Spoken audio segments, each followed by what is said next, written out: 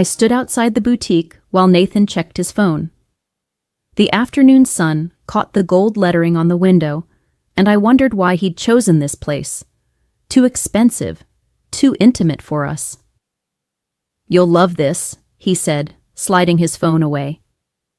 His voice carried that careful tone I'd learned to recognize over 8 years of marriage. The one that meant he'd already decided something I hadn't been told about yet. The store was nearly empty. Nathan held the door open, and the bell chimed as we stepped inside. "I want to buy you a dress," he said. Not asked, wanted to. I touched a burgundy blouse near the register. The fabric was softer than anything in my closet. "For what occasion?" "Does there need to be one?" The sales associate smiled. Nathan approached her while I wandered toward the back.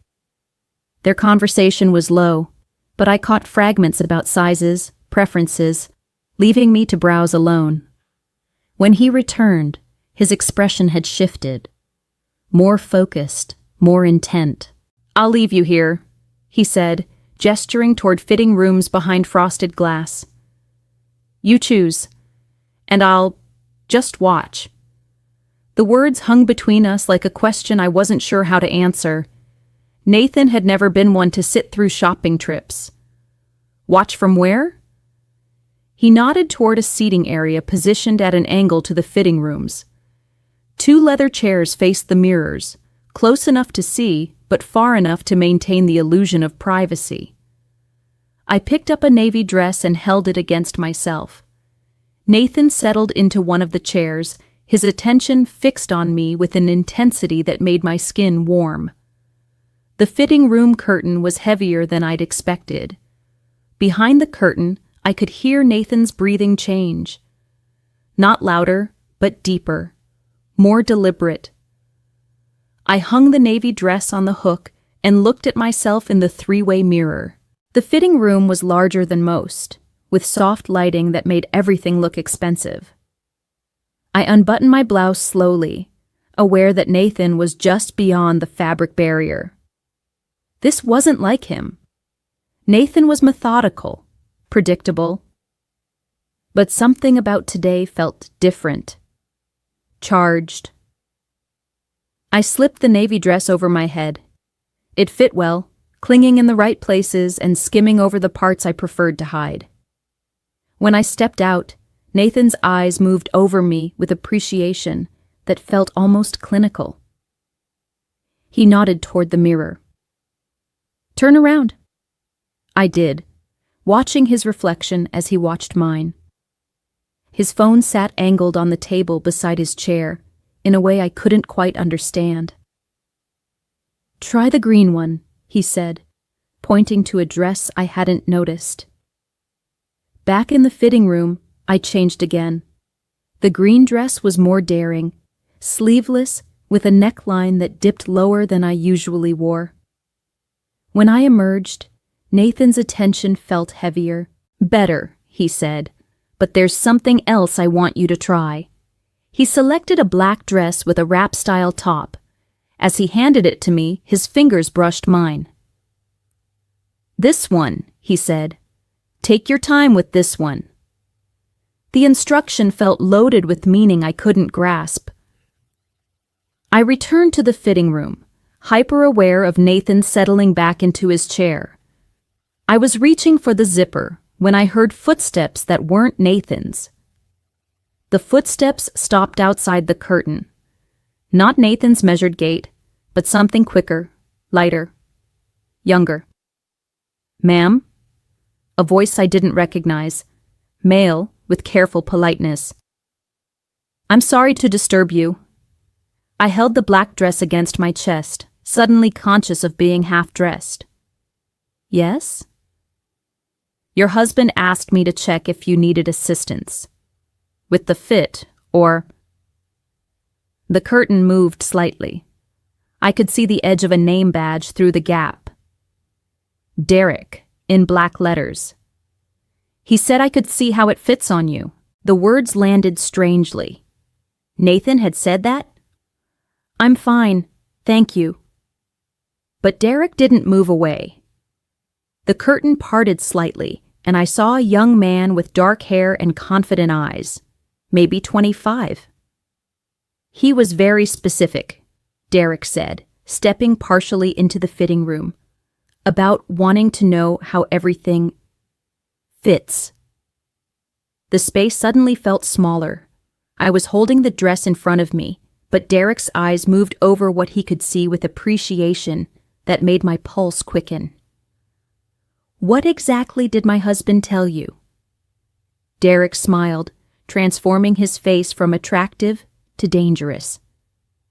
He said you might be shy at first, but that you'd want someone to appreciate the full effect. The mirror behind me reflected Derek's presence, trapping me between him and my own image. You look incredible, Derek said, moving closer. He was right about that. The dress slipped slightly in my hands. Derek's hand touched the fabric I was holding, his fingers brushing mine as he helped adjust the garment. Let me help you with that, he said, and before I could protest, his hands were guiding the cloth into place, smoothing it over my shoulders. The fitting room had become a world unto itself.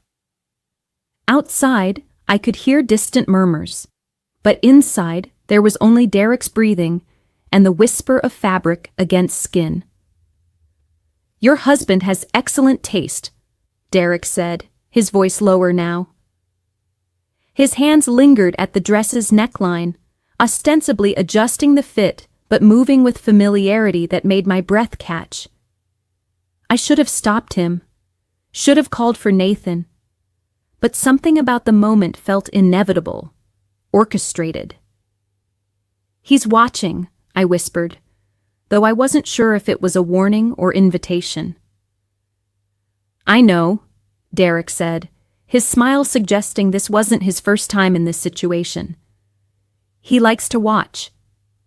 The mirrors reflected us from every angle. Derek's hands on the dress, my flushed face, the curtain that provided illusion while hiding nothing. Derek's fingers found the dress's zipper, and I felt the fabric shift into place. But his hands didn't move away. They traced where material met skin, a touch both professional and intimate. Perfect fit, he said, but his eyes weren't on the dress anymore. What happened next belonged to shadows and mirrors and the space between permission and desire. The dress became irrelevant, then absent. Derek's touch grew bolder, and I found myself responding in ways that had nothing to do with my marriage or carefully constructed life.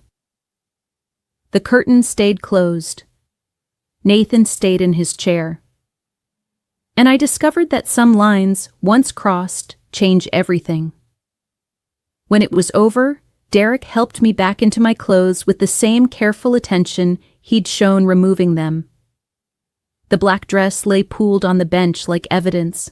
Take your time, he said, adjusting his name badge before slipping through the curtain. No rush at all. I stood alone among the mirrors, trying to recognize the woman looking back at me.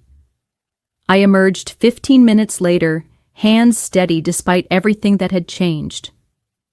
Nathan looked up from his phone as I approached. How was the black dress? He asked, as if he'd been reading a magazine instead of orchestrating what had occurred. It fit well, I said, surprised by how normal my voice sounded. Nathan walked to the register, spoke quietly with the sales associate, handed over his credit card. The transaction felt surreal, purchasing clothes I'd never properly tried on. Derek appeared from the back, carrying a shopping bag.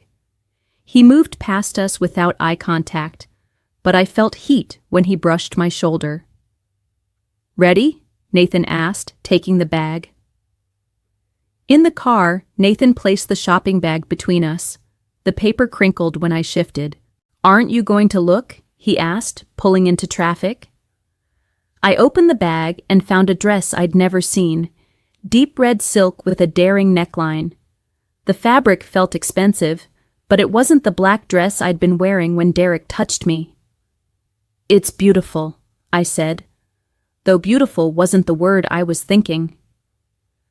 "I picked it out while you were trying things on," Nathan said, eyes on the road. "But the one you tried on, I'll keep that in my memory." The words hit like cold water. He knew, not suspected, but knew with the certainty of someone who'd planned exactly what had happened. I folded the red dress back into tissue paper. The afternoon sun warmed my face, but I felt chilled. "Nathan?" I started, but he held up one hand. "We don't need to talk about it right now," he said. "Just let it settle." But settling was the last thing it was doing. The memory of Derek's hands, Nathan's orchestration, my willing participation, it churned in my chest like a gathering storm. The receipt showed a purchase time of 3:47 p.m., 23 minutes after we'd arrived. That specificity made everything feel more real and surreal at once. The drive home stretched longer than usual. Nathan kept both hands on the wheel, but I could feel tension radiating from him like heat. I stared out the window, watching familiar landmarks pass. The coffee shop where we'd had our first date, the bookstore where Nathan had proposed. All of it looked different now, as if the afternoon had shifted the lens through which I saw our shared history. Nathan's phone buzzed. He glanced at it, and I saw his jaw tighten. "Work?" I asked. Something like that. The evasion felt heavy. Before today, Nathan's phone was an open book. Now the device seemed to pulse with secrets. We stopped at a red light, and Nathan finally looked at me, searching for something I wasn't sure I wanted him to find. "Are you angry?" he asked. The question caught me off guard. Angry wasn't right for what I was feeling. Confused, yes. Aroused in ways I didn't want to examine, certainly. But angry? "I don't know what I am," I said honestly. The light changed. Nathan's hand moved to rest on my thigh, a gesture that would have felt reassuring this morning and now felt like a claim being staked. "You don't regret it," he said. Not a question. I thought about lying, about preserving some version of myself that existed before Derek's hands had mapped territory that belonged to my husband. But the truth was simpler and more complicated. "No," I said. "I don't regret it." Nathan's hand squeezed gently, and I saw him smile for the first time since we'd left the boutique. The expression was satisfaction and something darker I couldn't name.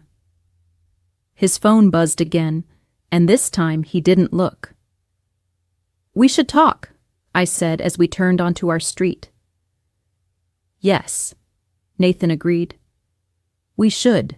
But as he pulled into our driveway, I wondered if we'd actually talk or simply circle around it the way we'd learned to circle around all the other difficult things in our marriage. Inside, Nathan set the shopping bag on the kitchen counter and loosened his tie. I watched him move through familiar motions, keys in the bowl, jacket hung up, phone on the charging station, and marveled at how normal he looked when everything felt fundamentally altered. "Wine?" he asked, reaching for the Pinot Noir we'd been saving. I nodded, though I wasn't sure what we were marking. Nathan poured 2 glasses. We stood on opposite sides of the kitchen island, the shopping bag between us like evidence. "How long have you been planning this?" I asked. Nathan sipped his wine before answering. "Planning is a strong word. What would you call it?" "Hoping, maybe. Wondering what would happen if the opportunity presented itself." "And Derek? How do you know Derek?" Nathan was quiet long enough that I thought he wouldn't answer. "I've been going to that boutique for months. Just browsing, talking to staff. Derek mentioned he'd worked in specialty retail before. Places where customer service was more personalized."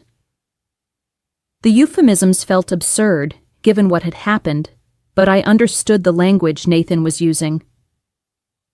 So you arranged it. I suggested possibilities. Derek was receptive to meeting you. I looked at my reflection in the kitchen window, surprised by how composed I appeared. Inside, I felt like I was standing at a cliff's edge. Why? I asked. Nathan set down his glass and moved around the island until he was close enough to touch. But he didn't touch me. Instead, he studied my face with careful attention. Because I wanted to see who you'd become, he said, when you thought I wasn't watching. The honesty hit harder than any anger would have. This wasn't about control or possession. It was about knowledge. About seeing me in a way our marriage, with all its comfortable routines, had made impossible. And now you know, I said. Now I know. The mirror above our mantel reflected both of us, Nathan with his careful expression, me with wine-flushed cheeks and eyes that looked different than this morning. We looked like strangers in the same room. Nathan reached for the shopping bag and pulled out the red dress, letting it unfold. The silk caught the kitchen light, and I could see why he'd chosen it. Try it on, he said. Now? Now. I took the garment upstairs, hyper-aware of Nathan following. Our bedroom felt different, too. The bed where we'd made love countless times, the dresser with jewelry he'd given me, the chair where he laid out clothes each night. All familiar and foreign at once. I changed into the red dress, and Nathan sat on the bed's edge to watch. But this time, his observation felt different. Less voyeuristic, more intimate. This was my husband seeing me, not a stranger orchestrating an encounter. Beautiful, he said when I turned to face him. Nathan, I began, but he stood and moved close enough that I could smell his cologne and wine on his breath. I need you to know something, he said. What happened today? It doesn't change how I feel about you. If anything. He trailed off, but I understood. What had happened revealed something about both of us that we'd been too careful, too polite, too married to explore. I loved it, I said, the admission hanging between us like confession. I loved every second of it. Nathan's smile was different than any expression I'd seen from him before.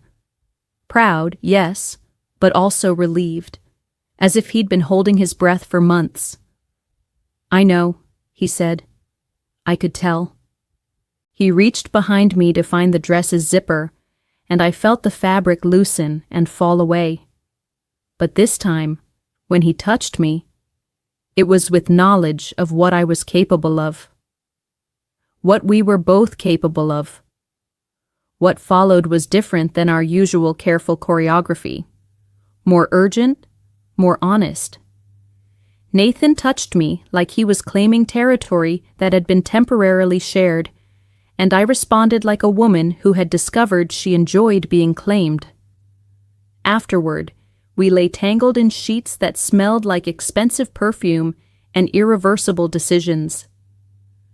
The red dress lay crumpled beside the bed, and I realized it would always remind me of this day, this choice, this moment when we'd stepped across an invisible line. What happens now? I asked. Nathan's arm tightened around me. Now we see what else we're brave enough to try. The next morning arrived with mundane persistence. Coffee brewing, morning news. Nathan showered first, as always, and I listened to familiar sounds while staring at the red dress draped over the chair. Everything looked the same. Our bedroom, our house, our routines, all unchanged. But I felt like an actress who'd learned new lines overnight. Nathan emerged with a towel around his waist, moving through the process of getting dressed for work. Normal. except for the way his eyes found mine in the dresser mirror, holding my gaze with earned intimacy.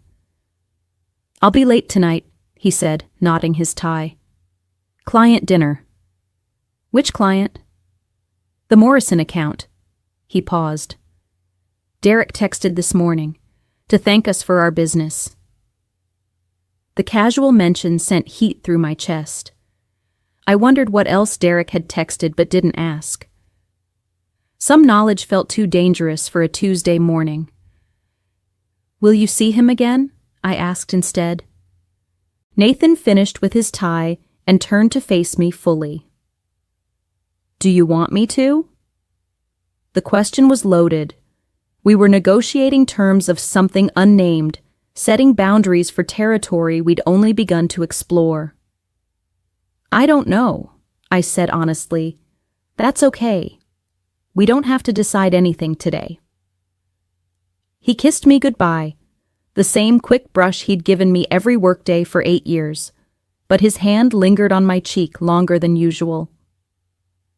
After he left, I made coffee and sat with my laptop, trying to focus on the freelance project due Friday, but concentration felt impossible. Every few minutes, I found myself thinking about Derek's hands, Nathan's orchestration, the woman I discovered I could be. My phone buzzed with a text from my sister. "Lunch today? I have news." I typed back, "Can't today." Rain check? The truth was, I couldn't imagine sitting across from Sarah, pretending nothing fundamental had shifted in my world. Not yet. Not until I'd figured out how to be this new version of myself in daylight.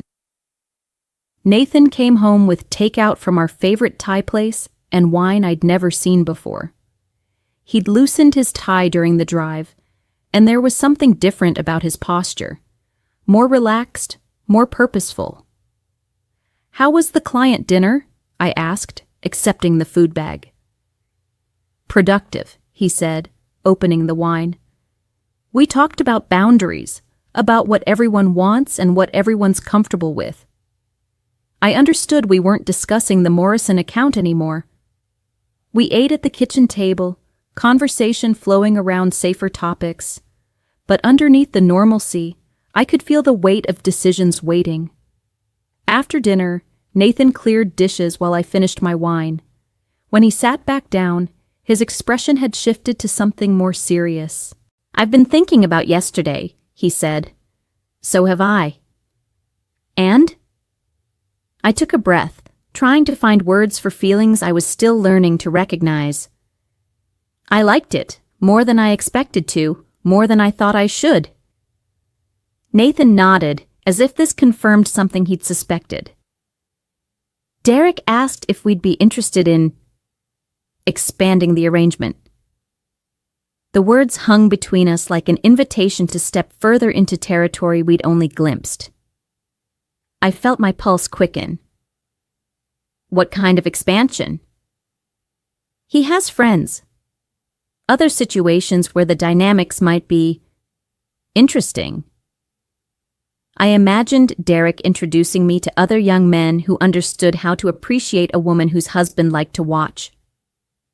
The thought sent heat through my body. "This isn't just about Derek, is it?" I asked. Nathan's smile was answer enough. "It's about discovering what we're capable of, what we want that we've been too careful to ask for." I stood and moved to the window, looking out at our quiet neighborhood. House after house filled with couples who probably never wondered what it would feel like to step outside the careful boundaries of monogamy and respectability. "What if it changes us?" I asked. "What if we become people we don't recognize?" Nathan joined me at the window, his reflection appearing beside mine. "What if we become people we actually like better?" The question reframed everything. What if this wasn't about risking our marriage, but discovering what our marriage could become? What if the careful, predictable life we'd built was actually the cage we needed to escape? "I want to try," I said, surprised by the certainty in my voice. Nathan's hand found mine, fingers intertwining in a gesture that felt like a promise. "Then we'll try," he said. "Together." 3 months later, I stood in a different boutique, wearing a black dress that fit like it had been made for me. Nathan sat in a similar chair, but his role had evolved from orchestrator to participant. The young man helping with my zipper wasn't Derek, but he had the same confident touch, the same understanding of what we were there to explore. This time, when I emerged from the fitting room, there were 2 men watching. Nathan and someone new, older than Derek, with silver at his temples and hands that suggested expertise.